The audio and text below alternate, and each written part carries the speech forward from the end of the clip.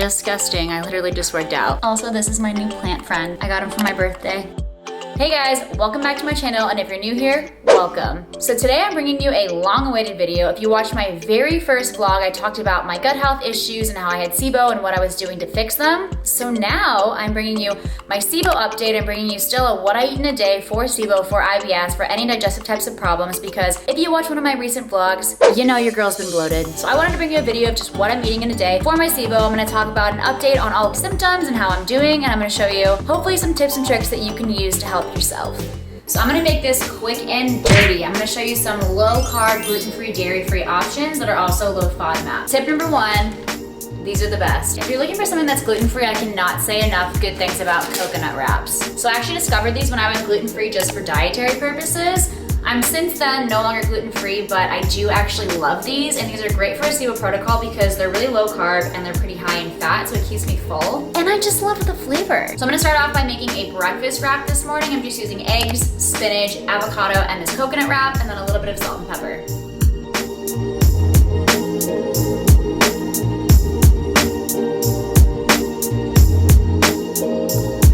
Yeah.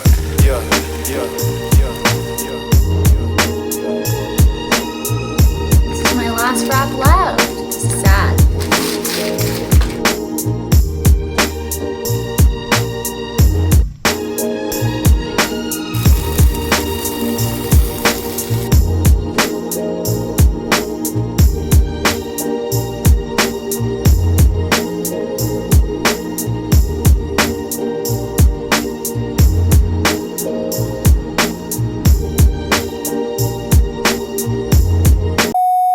It's lunchtime.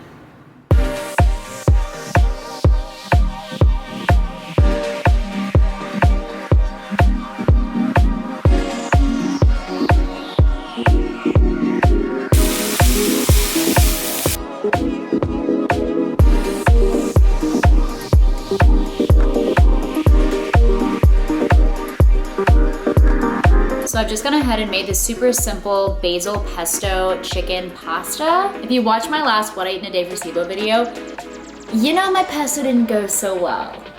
Ew. But I have perfected my skill now, and it's way thicker, way creamier, and way tastier. So typically before, I probably wouldn't have had noodles because I was restricting my carbohydrates to try to fight off the SIBO. But for me, actually, I kind of thrive off of a little bit more carbohydrates.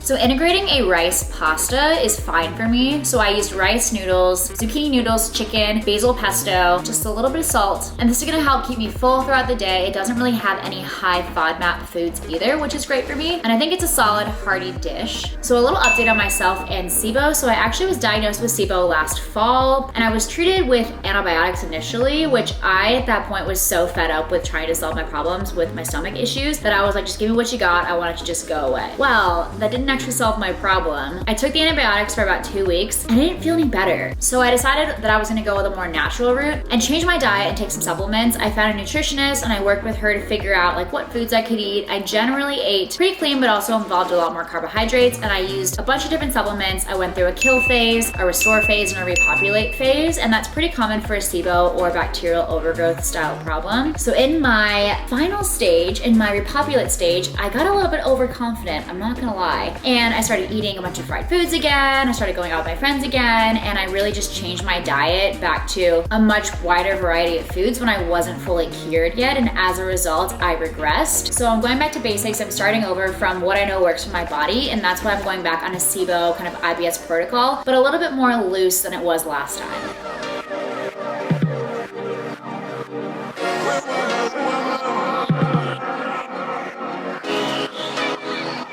Again, if you are someone who has been diagnosed with SIBO or think you have it, I would definitely, as my first resort, go see a doctor, get a diagnosis, and then work with them on a protocol that works for your body.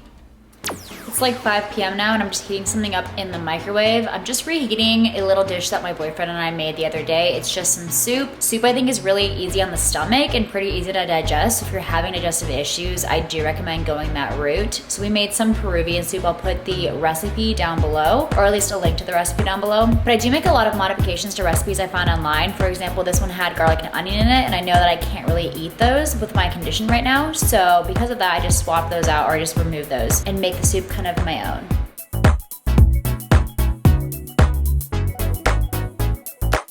to my favorite spot, the floor. So this soup was super easy to make. It's just chicken, rice, potatoes, carrots, some poblano peppers, some chicken stock, and then a few spices. But again, soup is super easy to digest, so this is one of my staples when I'm trying to get my body back on track and get my stomach feeling a lot better.